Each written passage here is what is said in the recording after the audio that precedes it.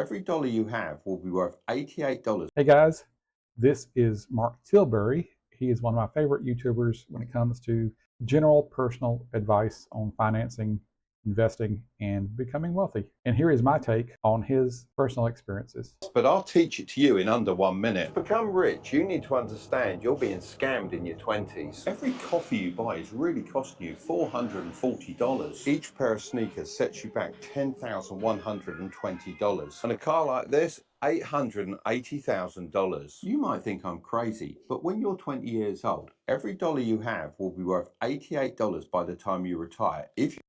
So what I believe he's talking about is approximately a 40-year time period starting in your 20s between the time you're starting your working career and the time you retire.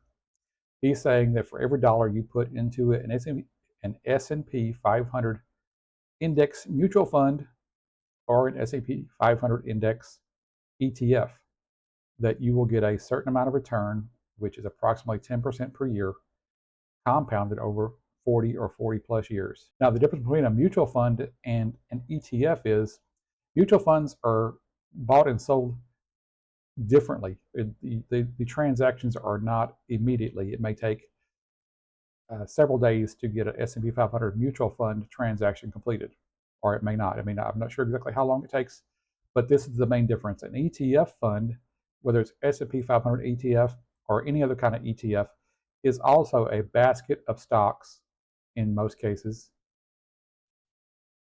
and it trades just like a single stock. So you can initiate multiple trades per day with an ETF as opposed to a mutual fund. If you invest it in assets like the S&P 500 and achieve an average 10% annual. Now, if I caught that quick enough, he put in 10% return for 45 years.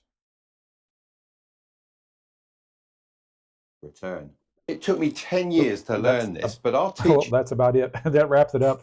This was one of his shorts. I don't know. I kind of think if you haven't been watching him or you're unfamiliar and you're just a beginner, I think this 1 minute short was not long enough.